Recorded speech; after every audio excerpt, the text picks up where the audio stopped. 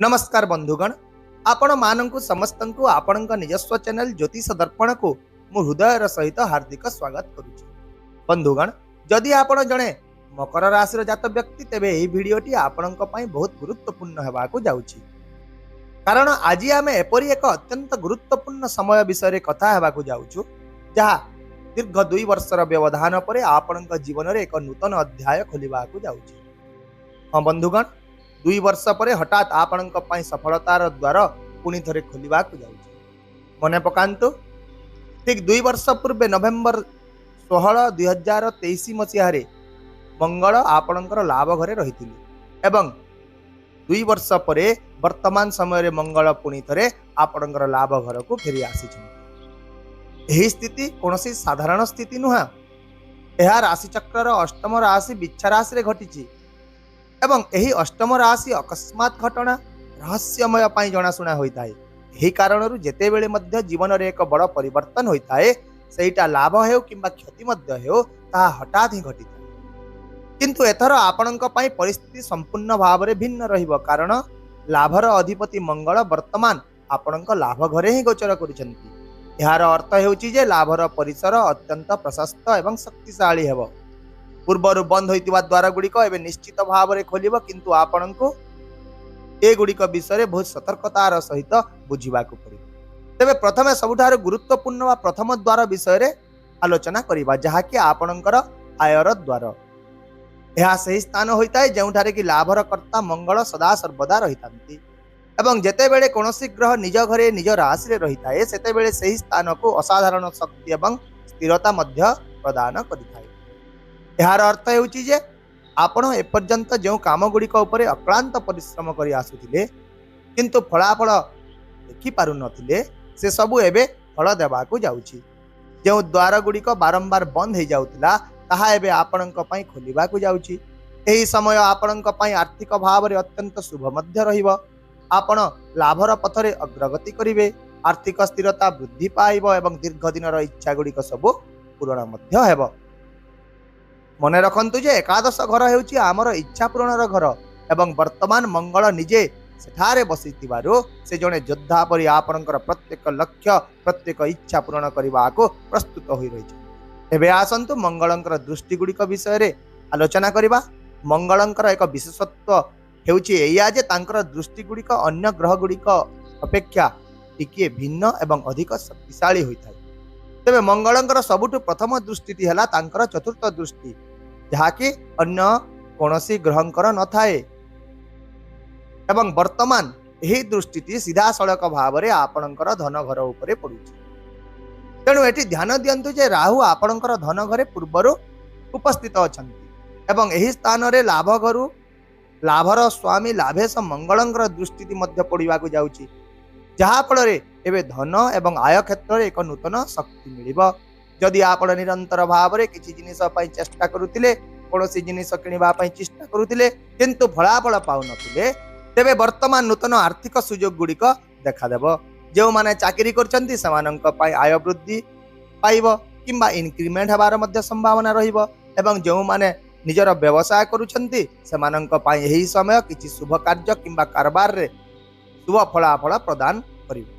एबे आसंतु मंगलंकर सप्तम दृष्टि उपरे नजर पकाइबा एवं एही दृष्टिटी आपणकर द्वितीय घर अर्थात पंचम घरे पड़ुछि। पंचम घर जहाँकि शुक्रंक द्वारा नियंत्रित होता है वृष राशि एवं एही घर सृजनशीलता, संतान, शिक्षा एवं निवेश सहित जड़ित होता है। तेणु जेते बेले मंगलंकर सप्तम दृष्टि एही घर उपरे पड़े, यार अर्थ हेउछि जे सृजनशील कार्य पाई समय अत्यंत सकारात्मक रहिबो। जदि आपण शेयर बाजार किंबा कोनोसी अनुमानिक निवेश नियोजित अछंती, तेबे एही समय लाभदायक साब्यस्त हेबो। आपण निजर पिला मानक सहित जड़ित किछि भल खबर मध्य पाइबे। शिक्षा क्षेत्र रे जदि आपणकर मोटे ध्यान रहु नथिला, तेबे मंगलंकर दृष्टि आपणकर मन को पुनः केंद्रित करिवो एवं मानसिक अशांति को मध्य दूर करिवो। मने रखंतु जे वर्तमान मंगल निज राशि रे रहिचंती एवं जेते बेले एक ग्रह निजे शक्तिशाली अवस्था रे रहिता है, ताहार दिग गुड़िक मध्य समान भाव में सकारात्मक शक्ति बहन करिथाय। सेमिति भी तो मंगल हेउचंती संघर्ष करिवारे बहुत निपुण। तेणु ଏହି ସଂଘର୍ଷ ମାଧ୍ୟମରେ ହିଁ ପଞ୍ଚମ ଘର ସହିତ ଜଡ଼ିତ ସମସ୍ତ ଶୁଭ ସୁଯୋଗ ଏବେ ଆପଣଙ୍କର ପାଖକୁ ଆସିବାକୁ ଯାଉଛି। ଏହା ଏପରି ଏକ ସମୟ ହେବ ଯେତେବେଳେ ଆପଣଙ୍କ ଦ୍ୱାରା ନିଆଯାଉଥିବା ପ୍ରତ୍ୟେକ ନିଷ୍ପତ୍ତି ଗୁଡ଼ିକ ଆପଣଙ୍କୁ ଆଗକୁ ବଢ଼ିବାରେ ସାହାଯ୍ୟ କରିବ। ତାହେଲେ ବନ୍ଧୁଗଣ, ଏବେ ଆସନ୍ତୁ ମଙ୍ଗଳଙ୍କର ଅଷ୍ଟମ ଦୃଷ୍ଟି ବିଷୟରେ ଆଲୋଚନା କରିବା। ଏହି ଦୃଷ୍ଟିଟି ଆପଣଙ୍କର ଷଷ୍ଠ ଘର ଅର୍ଥାତ୍ ଚାକିରି, ପ୍ରତିଯୋଗିତା, ଋଣ, ଶତ୍ରୁ ଏହି ଘର ଉପରେ ପଡ଼ିବାକୁ ଯାଉଛି। ଯେତେବେଳେ ମଙ୍ଗଳଙ୍କର ଦୃଷ୍ଟି ଲାଭ ଘରୁ ଷଷ୍ଠ ଘର ଉପରେ ପଡ଼ୁଛି, ଚାକିରି ଖୋଜୁଥିବା ଲୋକମାନେ ସେମାନଙ୍କର ଇଚ୍ଛା ଅନୁଯାୟୀ ସୁଯୋଗ ପାଇବେ। ଯେଉଁମାନେ ପୂର୍ବରୁ ଚାକିରି କରୁଛନ୍ତି ସେମାନଙ୍କ ପାଇଁ ଏହି ସମୟ ତାଙ୍କର କଠିନ ପରିଶ୍ରମର ପୁରସ୍କାର ଆଣିଦେବ। ଆଉ ମଧ୍ୟ ଷଷ୍ଠ ଘର ହେଉଛି ଆମର କଠିନ ପରିଶ୍ରମର ପ୍ରତୀକ ଏବଂ ଯେତେବେଳେ ଲାଭର ଅଧିପତି ମଙ୍ଗଳ ଏହାକୁ ଦୃଷ୍ଟି ଦେଇଥାନ୍ତି, ଏହାର ସିଧାସଳଖ ଅର୍ଥ ହେଉଛି ଯେ ଆପଣଙ୍କର ପ୍ରୟାସ ଏବେ ଲାଭରେ ପରିଣତ ହେବାକୁ ଯାଉଛି। ଏହି କାରଣରୁ ଋଷି ପରାଶର ମଧ୍ୟ ମଙ୍ଗଳଙ୍କୁ ଷଷ୍ଠ ଘରର କାରକ ବୋଲି ମାନିଥିଲେ। ମଙ୍ଗଳ ହେଉଛନ୍ତି ସେନାପତି, ଯୁଦ୍ଧର ଦେବତା ଏବଂ ଯେତେବେଳେ ସେ ଷଷ୍ଠ ଘରକୁ ଦେଖିଥାନ୍ତି ସେ ଶତ୍ରୁମାନଙ୍କ ଉପରେ ବିଜୟକୁ ମଧ୍ୟ ସୂଚିତ କରିଥାନ୍ତି। ତେଣୁ ଯଦି ଆପଣ କୌଣସି ବିବାଦ କିମ୍ବା କୋର୍ଟ ମାମଲାର ସାମ୍ନା କରୁଛନ୍ତି ତେବେ ଆପଣ ନିଶ୍ଚିତ ଭାବରେ ବିଜୟୀ ହେବେ। ଯଦି ଆପଣଙ୍କର ଋଣ ରହିଛି ତେବେ ଆପଣ ଏଥିରୁ ମୁକ୍ତି ପାଇବାର ଉପାୟ ପାଇବେ।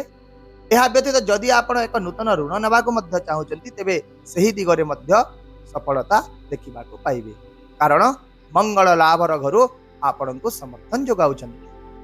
ମଙ୍ଗଳଙ୍କର ଶକ୍ତି ବିଷୟରେ ଏକ ସୁନ୍ଦର ଚମତ୍କାର ଶ୍ଲୋକ ମଧ୍ୟ ରହିଛି। ଶକ୍ତି ହସ୍ତଂ ଧରଣୀ ଗର୍ଭ ସମ୍ଭୁତଂ ବିଦ୍ୟୁତ୍ କାନ୍ତଂ ସମପ୍ରଭମ୍।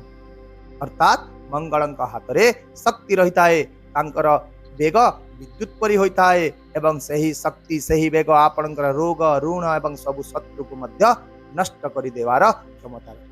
ଏହା ବ୍ୟତୀତ ଏବେ ଆସନ୍ତୁ ଆପଣଙ୍କ ଆଉ ଏକ ଗୁରୁତ୍ୱପୂର୍ଣ୍ଣ ଘର ବିଷୟରେ ଆଲୋଚନା କରିବା। ସେଇଟା ହେଲା ଆପଣଙ୍କର ଚତୁର୍ଥ ଘର, ଯାହାକି ଜମି, ସମ୍ପତ୍ତି ଏବଂ ପରିବାର ସହିତ ଜଡ଼ିତ ହୋଇଥାଏ।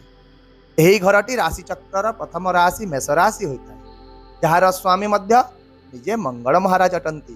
ତେଣୁ ଯେତେବେଳେ ଲାଭର ଅଧିପତି ମଙ୍ଗଳ ମହାରାଜ ଲାଭ ଘରେ ବସି ଚତୁର୍ଥ ଘରକୁ ଦୃଷ୍ଟି ଦେବେ, ସମ୍ପତ୍ତି ସମ୍ବନ୍ଧୀୟ ମାମଲାରେ ସଫଳତା ନିଶ୍ଚିତ ମିଳିବ। ଏହା ଛଡ଼ା ଯଦି ଆପଣ କୌଣସି ଗୃହ ନିର୍ମାଣ, ବିକ୍ରୟ କିମ୍ବା ସମାଧାନ କରିବା ବିଷୟରେ ଚିନ୍ତା କରୁଛନ୍ତି ତେବେ ବର୍ତ୍ତମାନ ଏବେ ସେଗୁଡ଼ିକ ସମାଧାନ ଆଡ଼କୁ ଗତି କରିବ। ପାରିବାରିକ ବାତାବରଣ ସୁସଙ୍ଗତ ରହିବ ଏବଂ ଆପଣଙ୍କ ମାଙ୍କ ସ୍ୱାସ୍ଥ୍ୟରେ ବିଶେଷ ଭାବରେ ଉନ୍ନତି ପରିଲକ୍ଷିତ। ଏହି ସମୟ ଆପଣଙ୍କ ପରିବାର ଏବଂ ମାନସିକ ସ୍ଥିରତାକୁ ମଧ୍ୟ ବୃଦ୍ଧି କରିବ।